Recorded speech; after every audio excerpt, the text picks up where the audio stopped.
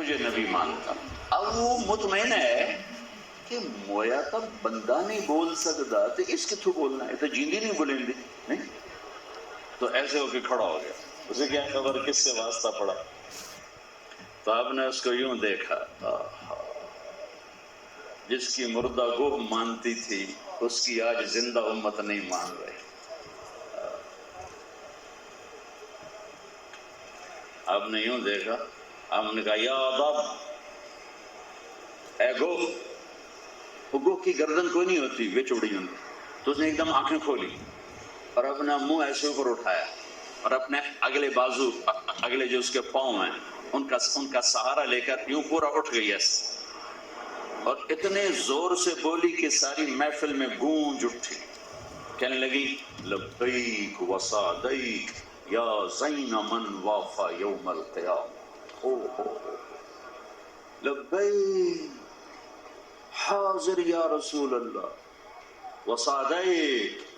اج میرے باغ کتھوں جاگ اٹھے کہ مینوں دو جان دا سردار بلائی جاتا ہے. اے میرے باغ کتھوں جاگ اٹھے. لبیک وسعدیک. اور آگے جو اس نے آپ کو نام دیا, نام, میرے پاس ایک کتاب ہے جس میں 1177 نام ہمارے نبی کے مذکور ہیں. ایک وہ ہیں جو اللہ نے دیا آپ کو, ان کو چھوڑ کر جتنے نام دیے گئے, یہ جو گوہ نے آپ کو نام دیا ایسا خوبصورت نام کسی نے آپ کو نہیں دیا جو گوہ نے آپ کو نام دیا. کیا کہا اس نے؟ لبیک وسعدیک یا زین من وافا یوم القیامہ. لبیک حاضر وسعدیک, میرے بھاگ آج دو جہان کے سردار کی صدا آئی. اے وہ ذات جس کی طفیل قیامت کا دن خوبصورت ہو جائے. ویسے وہ بڑا خوفناک دن ہے. والساعۃ ادہا وامر. قرآن کہہ رہا ہے کہ قیامت کا وقت خوفناک اور دہشت ناک. جتنے بھی الفاظ لاؤ. اور یہ کیا کہہ رہی ہے کہ اس دن کی وحشتیں, دہشتیں, فرقتیں سب آپ کی طفیل حسین ہو جائیں گی, جو کہ آپ جو موجود ہوں گے. یا زین من وافا یوم القیامہ. اے قیامت کے دن کو حسین بنانے والے. کیا عشق ہے, کیا محبت ہے, کیا تعبیر ہے. وہ آپ کو ایسا خوبصورت نام دے رہی. آپ نے فرمایا من انا, میں کون ہوں؟ انت رسول رب العالمین. یہ اگلے جملے کی وجہ سے سارا واقعہ یاد ہے. انت رسول رب العالمین, آپ رب العالمین کے رسول ہیں. وخاتم النبیین, اور آپ آخری ہیں. جو بات گوہ کو سمجھ میں آئی آج لاکھوں انسانوں کو سمجھ میں نہیں آیا. آپ آخری نبی ہیں. قد افلح من صدقک وقد خاب من کذبک. جو آپ کی مانیں گے کامیاب, جو نہیں مانیں گے ناکام. وہ بدو دے تو ہاتھے ہٹاں ٹر گئے. آپ نے کہا بھائی آپ کیا کہتے ہو؟ کہا جی اب تو مانتا ہوں. کہا اچھا یہ میرے عمر نے تمہیں ڈرایا تھا نا, اس کے بدلے تمہیں ایک اونٹنی بھی تحفہ دیتا. ارے میں تمہیں نبی کے اخلاق کیا بتاؤں. نہ تم پڑھتے ہو نہ کوئی پڑھاتا ہے, تو تمہیں کہاں سے آئیں گے؟ پہلا کام ماں باپ کا تھا, وہ بھی لگے ہوئے ہیں. کتنے اے آئے کتنے بی آئے. 3 سال کا بچہ پیمپر لگا ہوا, پیشاب اندر, ٹیچر کے پاس چھوڑ کے آ رہے. آج کے ماں باپ بڑے ظالم ہیں. 3 سال کے بچے کو اسکول ڈالتے ہیں. جو ماں 2 بچے نہیں سنبھالتی وہ ایک ٹیچر سے 30 بچے سنبھالنے کی کیسے توقع رکھتی ہے؟ یہ کام ماں باپ کا تھا, ماں کا تھا, خاص طور پہ ماں, کہ ماں فارغ ہو کر اولاد کو ٹائم دے. اس کا اور کوئی کام نہیں, اس کے ذمہ کوئی جاب نہیں, اس کی منزلت صرف اولاد کو بنانا ہے. لیکن نہیں ہو رہا. دکھ درد کی بات ہے. اسماعیل اور ان کی ماں اکیلے تھے نا، کوئی کام نہیں تھا، صرف اسماعیل محور تھا. تو 7 سال کے بچے کو ابا نے کہا تجھے ذبح کرنا ہے، اور وہ کہتا ہے دیر کیوں کرتے ہو، کرو. یہ ماں نے ٹائم دیا تھا. آج کی ماں ٹائم نہیں دیتی اولاد کو. مالداروں کے بچے نوکر پالتے ہیں اور غریبوں کے بچے رول کھول کے پل جاتے ہیں. ماؤں کے پاس ٹائم کوئی نہیں. کبھی ساس کی لان تان، کبھی سسر کی لان تان، کبھی خامد کی لان تان، کبھی نندوں کی لان تان، کبھی دیور کی لان تان. وہ بیچاری شٹل کاک بنی ہے، کبھی ادھر سے تھپڑے کبھی ادھر سے تھپڑے. اور اگر ایسا ماحول نہیں ہے تو خود غافل ہے، ہوش ہی کوئی نہیں. اب میرا سرمایہ کیا ہے؟ وہ سرمایہ ڈگری کو سمجھ رہی، وہ سرمایہ دولت کو سمجھ رہی. ارے تمہارا سب سے بڑا سرمایہ تمہاری اولاد ہے. یہ انسان بن گئے تو تم قبروں میں بادشاہ بن جاؤ. یہ جانور بن گئے تو تمہاری قبروں کے اندھیرے اور بڑھ جائیں گے. اور صرف پیسہ کمانے والا انسان وہ جانور ہے، انسان نہیں ہے. پیسے پہ پیسہ، پیسے پہ پیسہ، یہ زندگی ہے، اس کا نام زندگی ہے. ایک اور واقعہ سناتا ہوں نبی کے اخلاق. حنین کی جنگ میں شکست ہوئی، صحابہ بھاگے، ابتدا میں شکست ہوئی. ایک صحابی دوڑ رہے تھے، ان کا پاؤں نبی کے پاؤں پر آ گیا، اور جوتا وہ جنگ والا. تو آپ کو ایک دم تکلیف ہوئی، آپ کے ہاتھ میں چھڑی تھی، آپ نے یوں ماری، اوجعتنی نہیں. ارے یہ کیا کیا؟ تو نے میرا پیر ہی مسل کے رکھ دیا، مجھے اتنا درد ہوا ہے. لیکن وہ بھاگ رہے تھے، لیکن ان کے کانوں میں آواز پڑ گئی کہ میرے نبی کہہ رہے ہیں اوجعتنی. ارے تو انہوں نے مجھے دکھ دیا. کہنے لگے میرا تو سینہ کٹ گیا. اب میں انتظار میں تھا کہ اب وحی آئے گی میری ہلاکت کا اعلان لے کر. لہذا دن گزر گیا، رات آ گئی، مجھے نیند نہیں آئی، میں جاگتا رہا اور صبح کا انتظار کر رہا تھا کہ اب جبریل آئیں گے اور میری ہلاکت کا پیغام لائیں گے کہ میں نے 2 جہان کے سردار کو دکھ پہنچایا. فجر کی نماز کے بعد اعلان ہوا جس کا پاؤں نبی کے پاؤں پر آیا تھا وہ دربار رسالت میں حاضر ہو. کب اب میرا کلیجہ کٹ گیا. میں نے کہا بس ہو گیا کام، آ گیا کوئی اللہ کا عذاب میرے لیے.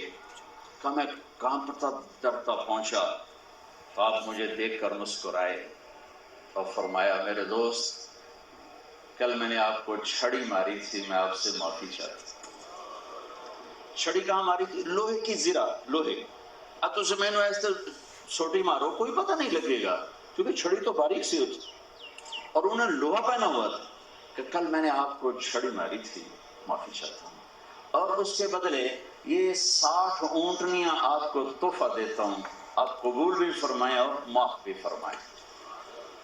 یہ میرے نبی کے اخلاق تھے. جسے معاف کرنا نہیں آتا وہ کبھی عزت نہیں پا سکے. جو بدلہ لینا اپنی بڑائی سمجھتا ہو وہ لٹ پٹ جانے کے سوا کچھ نہ اس کے ہاتھ میں آئے. معاف کرنا میرے اللہ کی صفت، اللہ سے بڑا کون ہے؟ قل یا ایھا الناس انی رسول اللہ الیکم جمیعا، میں تم سب کے لیے رسول ہوں. اس کا تقاضا تو یہ تھا کہ آپ کم از کم حضرت نوح علیہ السلام کی عمر تو لے کر آتے، تو آج ہم بھی صحابی ہوتے، کیونکہ نوح علیہ السلام نے کوئی 1450 سال عمر گزاری. تو آپ کو حضرت نوح علیہ السلام کی عمر ملتی، سلیمان علیہ السلام کا تخت ملتا، ذوالقرنین کے لشکر ملتے، اور آپ پوری دنیا میں جا کر اللہ کا پیغام خود سناتے. لیکن میں قربان جاؤں سب سے چھوٹی عمر پائی 1,24,000 نبیوں میں. کتنی؟ 63 سال. کون سے؟ عربی والے، عربی محرم سفر. اور انگریزی کے کتنے؟ 61 سال 1 مہینہ 16 دن. 61 برس 1 مہینہ 16 دن. 12 اور 12 کی روایت کے مطابق 12 اور 12 ربیع الاول کو پیدائش اور 12 ربیع الاول کو وفات. یہی زیادہ علماء کا قول ہے. اس میں پھر کچھ اور اختلافی بھی ہیں لیکن زیادہ اسی پر اعتماد ہے سب کا پوری دنیا میں. تو 12 ربیع الاول آنا، 12 ربیع الاول جانا، تو آپ کے 63 سال بنتے ہیں. اور انگریزی کے لحاظ سے 61 سال 1 مہینہ 16 دن. اور آپ نبی ہیں سارے عالم کے، تو کیا کیا کیا انتظام کیا، کیا انتظام کیا؟ 1,24,000 نبی آئے، 1,24,000 صحابہ اللہ نے پیدا کیا جو نبیوں والی صفات کے تھے اور جنہوں نے زندگی میں جنت کا کپ جیتا۔ یہ واحد جماعت ہے۔ سورہ فتح، وَكُلًّا وَعَدَ اللَّهُ الْحُسْنَى، اے میرے محبوب میرا وعدہ ہے آپ کے تمام صحابہ میں کوئی جہنم میں نہیں جائے گا، سب جنتی ہیں۔ یہ واحد جماعت ہے، میرے نبی کے صحابہ کی واحد جماعت ہے جس کے بارے میں میرے اللہ نے خوشخبری سنائی، یہ سب جنتی ہیں۔ اور جنہوں نے صلح حدیبیہ میں ہاتھوں میں ہاتھ دے کر بیعت فرمائی تھی کہ لقد رضی اللہ ان سے راضی ہو گیا۔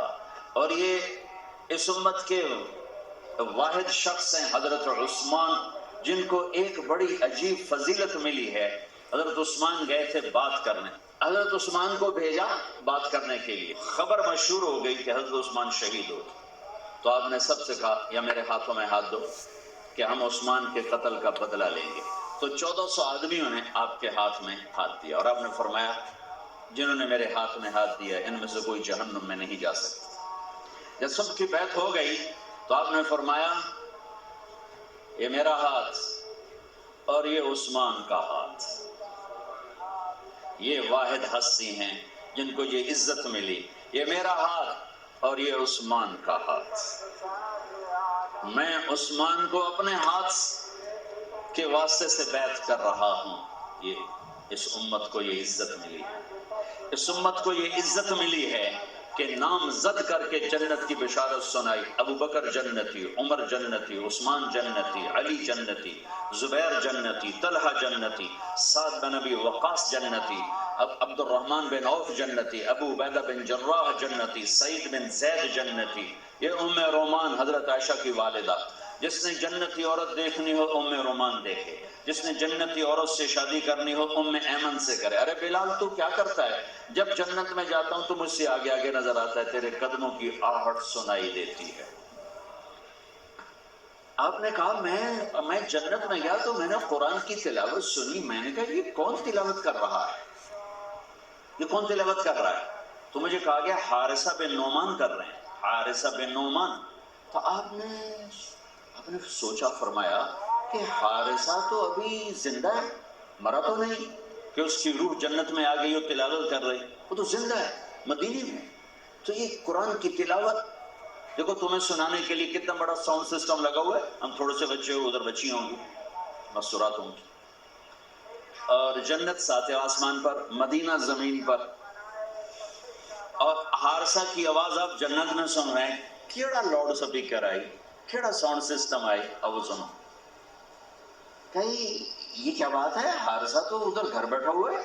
کہا جی ماں کی ایسی خدمت کی ہے، اللہ نے خوش ہو کر کہا ہے جب حارثہ قرآن پڑھے ساری جنت کو سناؤ۔ ہاں، ساؤنڈ سسٹم کیا تھا؟ ماں کی خدمت، ماں کی دعا۔ ایک روایت میں آتا ہے کہ صحابہ میں دو بند سب فرما بردار تھے، پر دو جو تھے نا وہ آؤٹ سٹینڈنگ تھے، ایکسٹرا آرڈینری تھے۔ دو نے جیسے ماں کی خدمت کی کسی نے نہیں کی، ایک حضرت عثمان اور ایک حارثہ بن نعمان۔ حارثہ بن نعمان کا حال یہ تھا کہ بیوی گھر میں اسے نہیں کہتے تھے میری ماں کی خدمت کر، ہے بھی نہیں، بیوی کے ذمے میرے ماں باپ کی خدمت نہیں، وہ کرے اس کا میرے پر بھی احسان ہے، میرے ماں باپ پر بھی احسان ہے، میں اس کا شکر گزار ہوں گا۔ لیکن اگر وہ کہے کہ میں نہیں کر سکتی تو وہ مجرم نہیں ہے، نافرمان نہیں ہے۔ ہمارے ماحول میں تو اس کا تصور ہی نہیں ہے، ساری لڑائیاں ہی اسی پر ہیں کہ میں نے چائے ہی نہیں پوچھ دی، میں نے سلام ہی نہیں کر دی، میرے کپڑے ہی نہیں دھون دی۔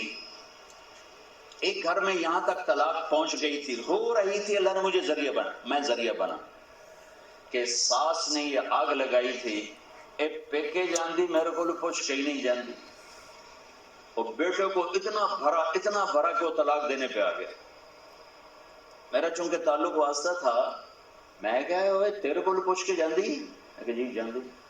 اور میں کہا یہ کو پوچھنا تو ضروری نہیں، یہ تیرے کو پوچھ کے نہ جاوے پھر یہ گناہ گار ہے، تو تیری ماں سے پوچھنا اس کے ذمے نہیں ہے، کیوں پاگل بنتے ہو؟ ارے اللہ کے واسطے دین پڑھو، تم نے صرف تسبیح پھیرنے کو اسلام سمجھا ہے، نمازیں پڑھنے کو اسلام سمجھا ہے، یہ تو 2 گھنٹے کا کام ہے نماز پڑھنا، پوری زندگی سیکھو بچوں، تمہاری شادیاں ہونے والی ہیں، اور ہمارا سسرالی معاشرہ بہت ظالم ہے، بہت ظالم ہے، میں درد سے بولتا ہوں، اسی ملک میں رہتا ہوں، اپنے خاندان میں دیکھتا ہوں، باہر دیکھتا ہوں، پھر کہانیاں سنتا ہوں، فون سنتا ہوں، اب تو سننے چھوڑ دیے، میرا کلیجہ پھٹ گیا، میں کسی کے آنسو کہاں کہاں جا کے پوچھوں۔